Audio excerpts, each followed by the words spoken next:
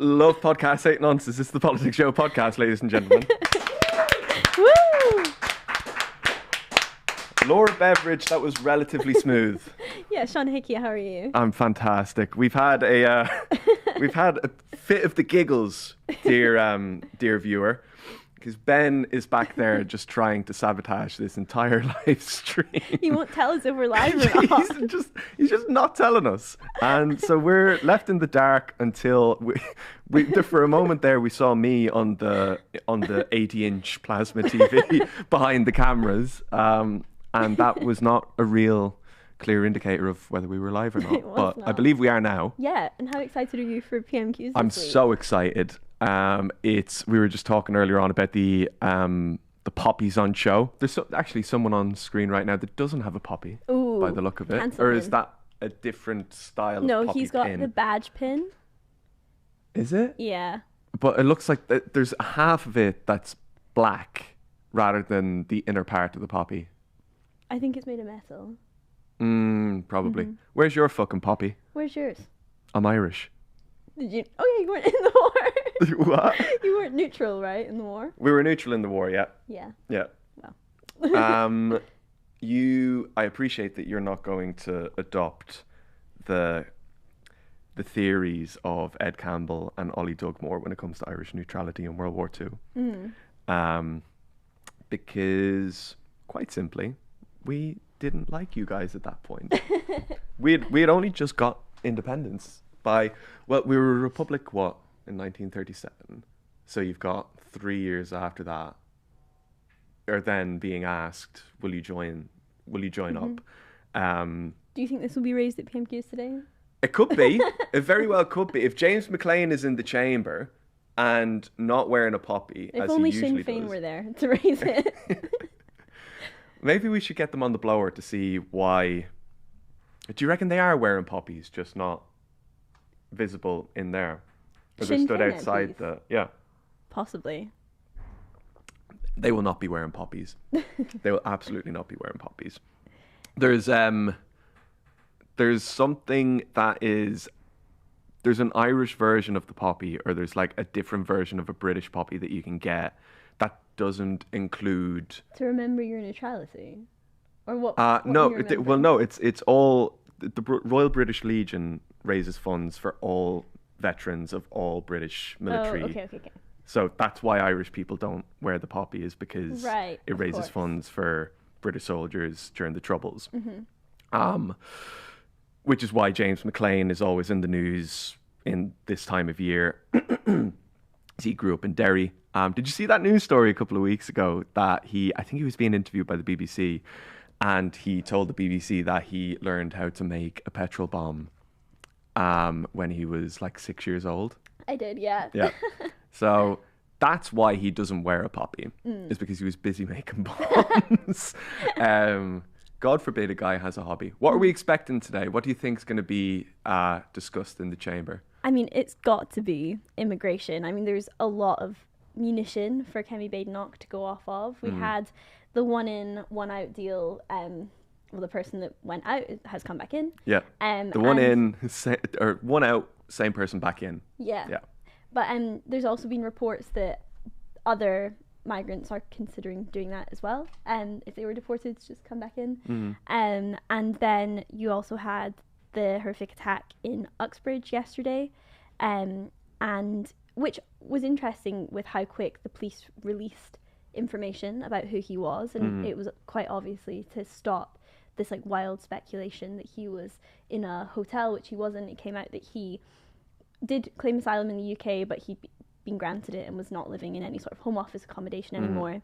And then you have Hadish Kabatu, the Epping migrant who was accidentally released from prison. Now back in Ethiopia, of course. It was Yeah, yesterday evening or early Yeah. this morning. That was actually part of the debate on Monday between David Lammy, who was given a statement on the situation, and Robert Jenrick, where Jenrick basically made the point, or asked the question, if he isn't deported, will you resign?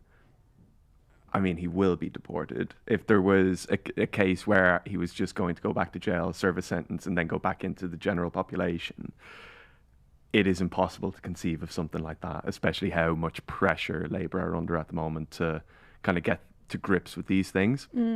I know we've come in and there are kind of like, there are topics that you would assume the leader of the opposition would come with and use as ammunition to attack Keir Starmer with. But I can't remember the last time she's gone with the actual thing that everyone is talking about that week. Or no, well, I suppose last week she was talking about grooming gangs, and wasn't then it? she did Peter Mandelson 3 weeks before. Yeah. She has been, of late, she's been on a roll of picking the right thing for her to go off. Historically, not so much. No. You would expect that is going to be the line of questioning today. But predictions, we inherited this mess from you. Yeah. And I guess we'll also see Labour on the defensive about, well, we've deported him now, and also how they are planning to start using military bases. Even though this was something Labour really criticised the Conservative government for doing, they are now going to end the use of asylum hotels by putting asylum seekers in more military bases, and looking at a couple different sites for that as well. Interestingly, that won't necessarily cost any less than using the hotels, could actually cost more. So moving them into military bases is purely for the optics, which I thought was so interesting. It doesn't improve safety in communities, it doesn't improve the quality of lives of the asylum seekers themselves. It costs the government more, but it gives the impression of more safety in communities, though, doesn't it? Of you're assuming that if people are in military barracks, they're under military supervision. Whether they will or won't be remains to be seen. If it does become a policy, we'll see then. But Rachel Reeves has a different haircut. Does she? Would you call that shag? There is a hairstyle called a shag hairstyle. Would you get your mind out of the gutter, for God's sake? It's quite a shaggy haircut that Rachel Reeves is sporting there. Going for the Dalston man look. Haddish Kabatu look. Style inspo. Keir Starmer is now at the dispatch box. Shall we head over? Yeah. Leader of the opposition, you don't win NATO deals by not turning up to NATO summits. Mr. Speaker, this morning I had meetings with ministerial colleagues and others. In addition to my duties in this House, I shall have further such meetings later today. Nick Smith. Mr. Speaker, can I associate myself with the Prime Minister's remarks about supporting Jamaica? Across our country and in Blaenau Gwent and Rumney, off-road bikers are a menace. They tear up our environment and turn our streets into racetracks. After years of Tory cuts, Gwent police are tackling this now. So does the Prime Minister agree with me that police forces and communities like mine are seeing the difference that Labour can make in power? Well, I share my honourable friend's determination that everyone feels safe and secure in their community. Neighbourhood policing was decimated by the party opposite, and we're restoring it with 3,000 extra officers by spring. We're also giving them the powers, Mr. Speaker, they need, including tough new respect orders that allow the police to seize and destroy vehicles within 48 hours. The Tories walked through the lobbies with reform in voting against our crime and policing bill. The opposition, Kemi Badenoch. Thank you, Mr. Speaker. Last year, in its manifesto, Labour promised not to increase income tax, not to increase national insurance, and not to increase VAT. Does the Prime Minister still stand by his promises? Well, Mr. Speaker, I'm glad that the Leader of the Opposition is now finally talking about the economy. I can update the House, Mr. Speaker. Retail sales are higher than expected. Inflation is lower than expected. Growth has been upgraded this year. And, Mr. Speaker, the UK stock market is at an all-time high. The budget is on the 26th of November, and we will lay out our plans. But I can tell the House now that we will build a stronger economy, we will cut NHS waiting lists and deliver a better future for our country. Well, Mr. Speaker. Yes. What a fascinating answer. It is not the same answer that I received when I asked exactly the same question, word for word, on the 9th of July. Then the Prime Minister replied with just one word, yes, and then he sat down with a smug grin on his face. What's changed in the past 4 months? Mr. Speaker, as she well knows, no Prime Minister or Chancellor will ever set out their plans in advance. But, Mr. Speaker, I can say this, Mr. Speaker, because the figures on the productivity review that's being undertaken, this is a judgment on their record in office. Those figures are now coming through, and they confirm that the Tories did even more damage to the economy than we previously thought. Now, we will turn that around. We've already delivered the fastest growth in the G7 in the first half of this year. 5 interest rate cuts in a row. Trade deals with the US, EU and India. They broke the economy. We're fixing it. Mr. Speaker, he says no Prime Minister or Chancellor will say these things before the budget. Has he told his Chancellor? Because she's been out there flying kites, causing constant speculation around the budget that is damaging the economy. All week, they've been briefing about tax rises. What we've heard is that he does not have a plan. So we have some ideas for him. Yes. Yesterday, they can... Yes. Mr. Speaker, it's quite clear that they need some ideas. Yes. On this side of the House, we believe in scrapping taxes on family homes. Yesterday, we voted to abolish stamp duty. They voted against it. Even the Deputy Prime Minister, or the former Deputy Prime Minister, who resigned in disgrace for not paying stamp duty, voted to keep it. So, Mr. Speaker, I will remind them, on this side of the House, we know that abolishing stamp duty is how we get young people on the housing ladder and get the economy growing. So why won't he scrap this terrible tax? Why didn't they do it then in 14 years in office? Mr. Speaker, as I said, the productivity review figures are now coming in, and they show the true extent of the damage that they did. And she asked us to take advice from them. We all know these figures are coming out. We all know that austerity damaged the economy on their watch. The botched Brexit deal damaged the economy on their watch. Liz Truss's mini-budget damaged the economy on their watch. So we'll take no lectures or advice from them on the economy. They won't be trusted on the economy for generations to come. And, Mr. Speaker, that's why at our budget, I can be clear, there will be no return to austerity. That's what broke the country. No return to the instability of their mad borrowing spree. And we'll end the unfairness and low growth that squeeze living standards for working people. That's the path to national renewal. Kemi Badenoch. Mr. Speaker, Conservatives reduced the deficit every year until the pandemic. We more than doubled the personal allowance. We left 4 million more jobs than we found from Labour. We brought inflation down to 2%. It's nearly double. Mr. Tufnell, you're in my sights. The pantomime season has arrived, so don't start it too early. Mr. Speaker, on our record, we brought inflation down to 2%. It has doubled under him. We left him the fastest growing economy in the G7. It is no longer. The truth is, they have no ideas. We're giving them some. There is another way to get growth. It's cutting welfare spending and getting people into work.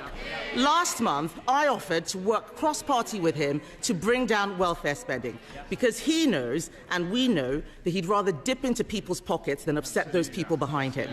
Instead of tax rises, will he work with us to find a way to cut welfare spending and get Britain working again?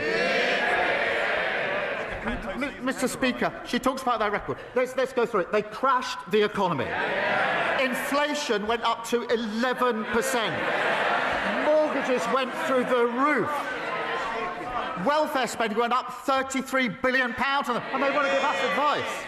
And they reduced the UK to a laughing stock. Because of our budget, Mr. Speaker, waiting lists have come down, wages are up, mortgage rates are down, and other countries want to do deals with us. Just on Monday of this week, the Turkish government signed an £8 billion deal for typhoons. Earlier this year, the Norway government a £10 billion for frigates. That is because of the budget that we passed, fixing the mess that they left. Mr. Speaker, it's not because of the budget that he passed. I started that deal back in January 2024. But and I welcome it. There are some things, Mr. Speaker, it's got nothing to do with their budget. We're lucky it's still happening. So I welcome the £8 billion deal that he's done with Turkey, but I will remind him that just last month, his Chancellor borrowed £20 billion. He'll have to sell a hell of a lot more jets to make up for that. And he won't rule out any tax rises. He can't cut spending. He is increasing unemployment. This man knows nothing about economic growth except how to destroy it. In his weakness, Mr. Speaker, he has caved into the unions with their regulations that will cripple businesses, costing them £5 billion every year. Yes, please do speak up, because I want every single business out there to hear Labour MPs heckling when we talk about the damage that they are doing. So I ask the Prime Minister, how on earth can he consider adding more burdens for these firms to deal with? Mr. Speaker, she's overlooked the fact that we had the highest growth in the G7 the first 6 months of this year, and that growth's just been upgraded. 3 interest rate cuts. Mr. Speaker, we're not going to take lessons from them. She's now introduced what I understand to be, I think she calls it a golden economic rule, this golden rule that she's now putting forward, very golden. £47 billion, Mr. Speaker, of unspecified spending cuts, with no detail whatsoever. Mr. Speaker, let me put that in context. That would be 85,000 fewer nurses, 234,000 fewer teachers, or cutting every police officer in the country twice over. No wonder the Institute for Government said she's on shaky foundations. That's exactly what caused the problem in the first place. Mr. Speaker, the fact that he has to stand there and make stuff up just shows what kind of Prime Minister he is. We had an itemised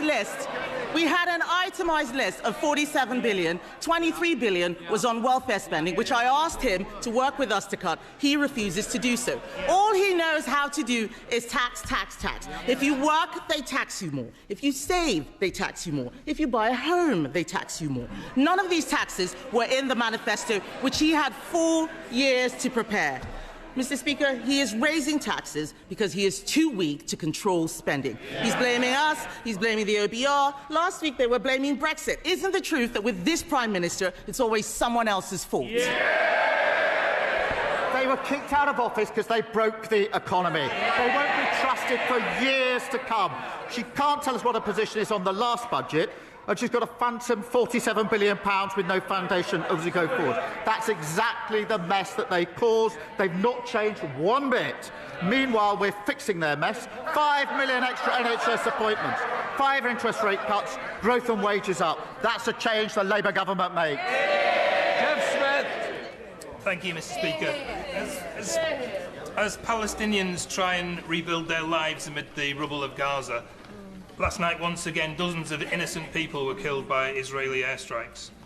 What will the UK do, along with our international partners, to hold the Netanyahu government to account for its actions? What more can we do to ensure aid? Just heard the authoritative voice there of Ben behind the camera. Countdown. A really nice countdown. I think he could be stronger with it.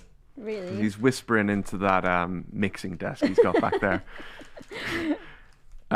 Whispering sweet nothings into the mixing desk. Well, just as you predicted, she wasn't going to go with the flavour of the day. Mm-hmm. What do we make of those 8 questions from Kemi Badenoch? I feel like it's what we always hear when the Conservatives bring up the economy, and I feel like she could have known that would be the answers as well. Like, well, you caused this mess, so we're fixing it. Yeah. And it didn't. I don't think it really landed anything new, or she managed to really land any blows to Keir Starmer there. There has been the conversation. Oh, someone on the Lib Dem benches is wearing a fantastic green suit. I think it was Helen Whately a while ago was at the dispatch box going back and forth with a government minister. the first Conservative that I had heard have a decent response to that argument of, well, we've only inherited the mess that you've made. The response basically was, you can say that till the cows come home, but I'm still going to have questions about how you're going to fix X, Y, or Z. It was a while ago. I can't remember exactly what the question was, but there is an aspect of truth to that where, yes, 14 years of Conservative rule destroyed this country. Mm-hmm. There is only so long you can continue to say, no, it's your fault, not our fault. We're only trying to manage the decline slower.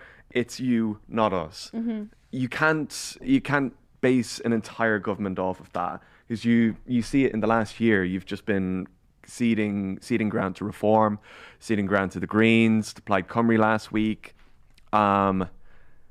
There is a difficulty that the government have where they're going to have to start being a lot stronger on maybe restraining themselves a bit from saying we're inheriting and focusing more on what they're doing. Because you get touches of it every week at PMQs where Keir Starmer will talk about lowering waiting lists, defence contracts. We can talk about that another time possibly.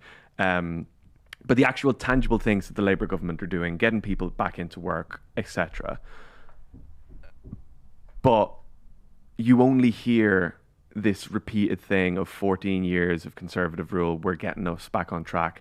If you keep repeating that, that's all people are going to hear. People are going to get fed up with it very quickly. But also, on Kemi Badenoch's side, you're just pissing 8 questions into the wind every single week. If you're going only on the economy, you've got 8 questions. Mix it up a little bit. You know, there's a lot to talk about this week, especially with like the whole format of it being, here are some policies that we propose to you. Mm-hmm.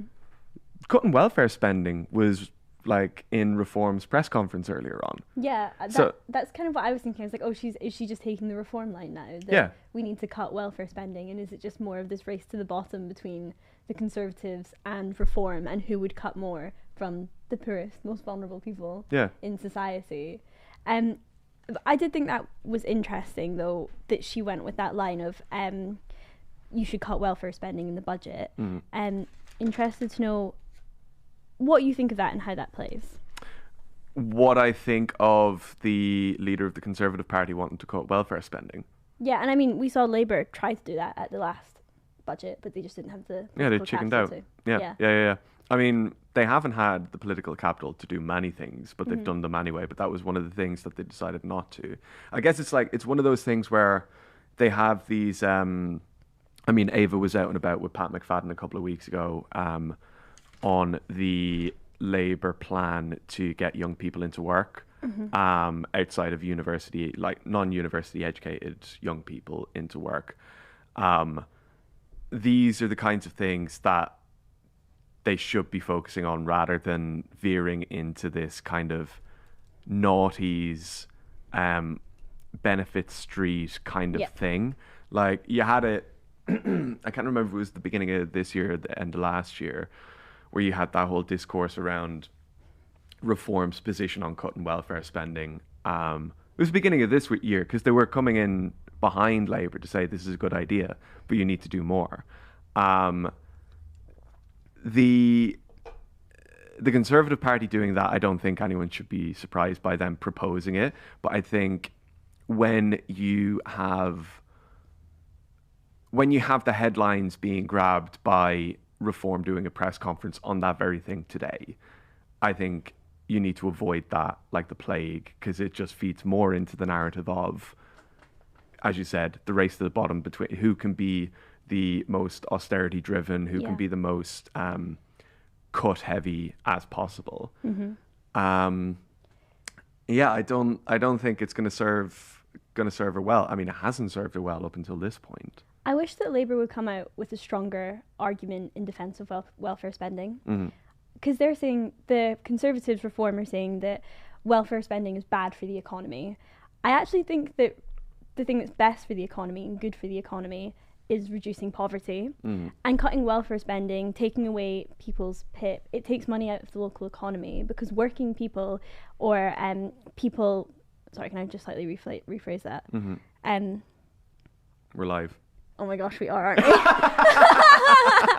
This happens all the time when we're not live, by the way. That's so funny. Let me rephrase my point. Because reducing poverty is good for the economy, and cutting welfare, cutting PIP, it takes money out of local economies, and working class people, they spend money within their local communities. I think we all know that multimillionaires and billionaires, they have more money than they can spend. They hoard wealth, and it just gathers interest. And we're now in a situation where working class people currently pay higher effective tax rates than millionaire investors. And I actually think that there's a lot of support in this country for a fair, what would be viewed as fair taxation on people that we don't think are paying their fair share. Like, I think there would be support, or there is support for things like taxes on unearned wealth. Gordon Brown putting forward a tax on gambling companies, because we tax them a lot lower than other comparable nations. The idea of this Labour government so far has been growth, right? And the whole philosophy on its own of growth is just going to come out of the sky. We're going to magic it into existence. Everything that you said there, particularly when it comes to hoarding wealth versus spending capital, is the thing that I think they're missing most, is this idea that if you enable people to feel confident enough to have a day out, walking around money, engaging in the local economy, that is how you spur growth. You do not spur growth by giving, by selling typhoons to Turkey. You simply don't. You whatever arms manufacturer gets a big payout from that deal, and it just goes into the stock market. It goes into giving bonuses to their board. All of these things. Those people are not spending money in the mom and pop shop on the high street. They're hoarding and hoarding and hoarding, probably buying another property in the Cayman Islands or whatever it might be. They need to have more of a focus. It's the Labour Party. You know, this party is of, by and for the working classes. The communications that they've had on growth sound more Lib Demi and more like Cameroonian Tory than they do Labour. And the longer that happens, the more disassociated you are from the simple economics, for want of a better word. The policies of that's the guy with the teddy bear you were talking about earlier. Yeah. This is James McMurdoch, isn't it? Oh, it is. Yeah. Maybe that's one to revisit at some point later on. But they're ceding ground to people like your party and people like the Greens that do have very sharp communications when it comes to the economy, when it comes to wealth taxes, when it comes to redistributing wealth in an effective manner. In this kind of I don't think anyone buys this conversation of growth. We're just going to have growth. How are we going to make the economy better? We're going to grow it. Duh.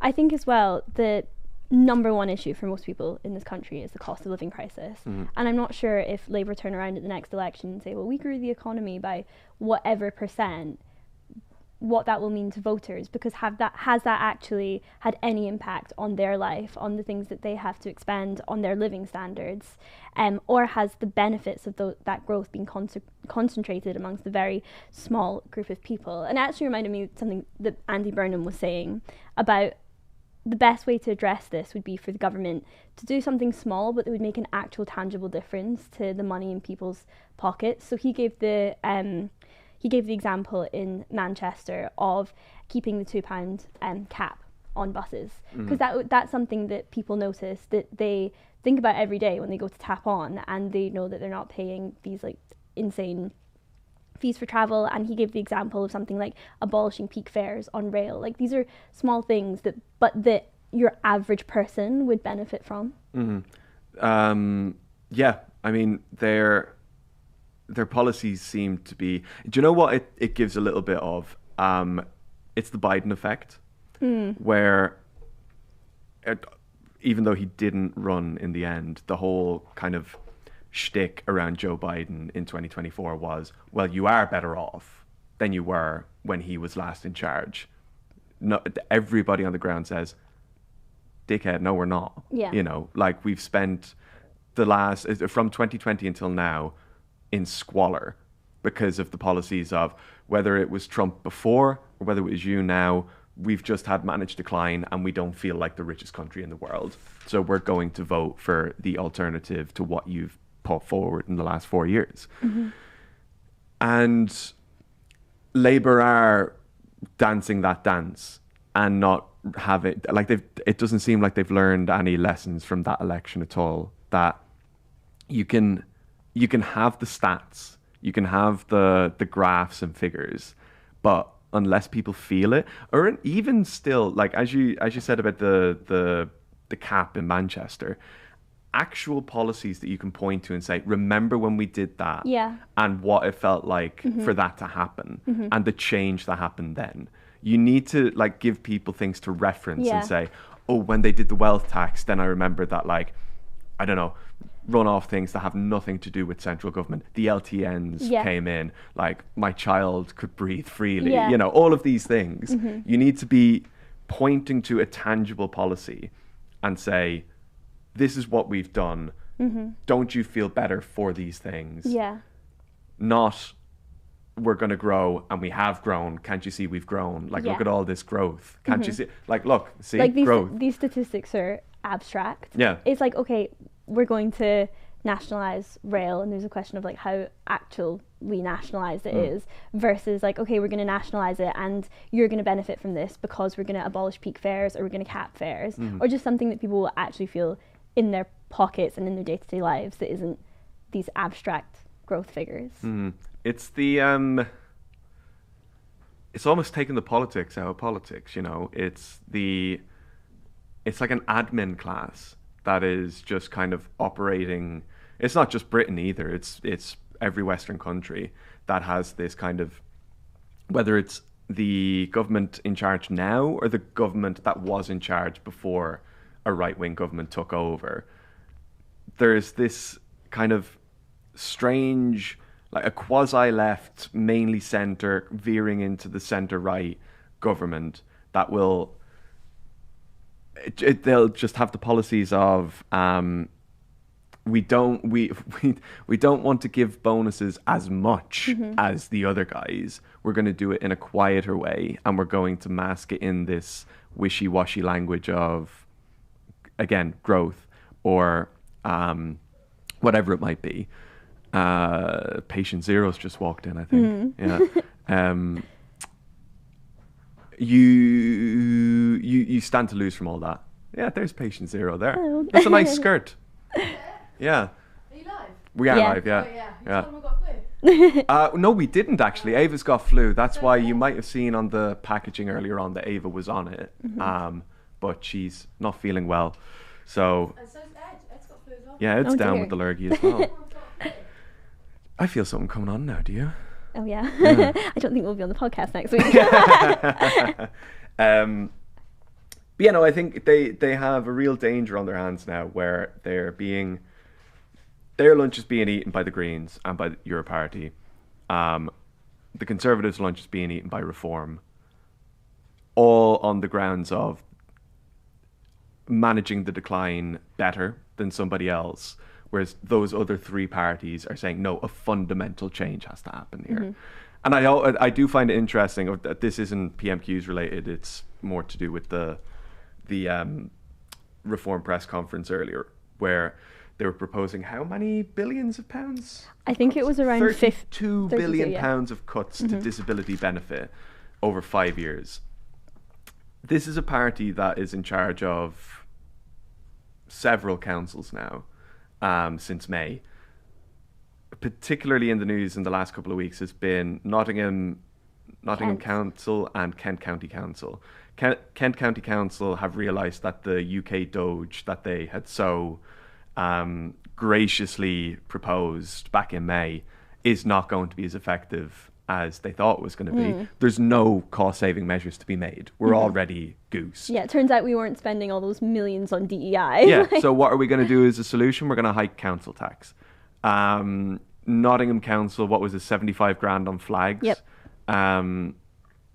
These kinds of economic decisions on a local level may kind of like pass through the sieve of national media. But the longer that they have, the more time that they have to make decisions like this, and the more time they spend saying, we're going to cut this, we're going to cut that, these are the reforms we're going to make, and you see on the local level that they're not making the reforms, or the reforms don't work, I think you are going to start possibly to have like a reverse migration back to the Conservative Party of like, well, they're not working, they're arguably worse than what was there before, because all of these measures are so drastic as to have no benefit to anybody. At least there's some benefit to the wealthy from the Conservatives, you know. But also just being the third conference that they did this week, the third press conference they did this week, I think they're losing their juice. Yeah, they're kind of losing traction. It's like too many press conferences. Yeah. Like you have to keep the people wanting a bit more. Can't give it all away so quickly. Keep them keen. Is there anything else you want to talk about Keir, or? I think we've kind of covered it. Do you think so? Yeah. I think we covered it as well. Yeah. Thank you for joining us. Yeah.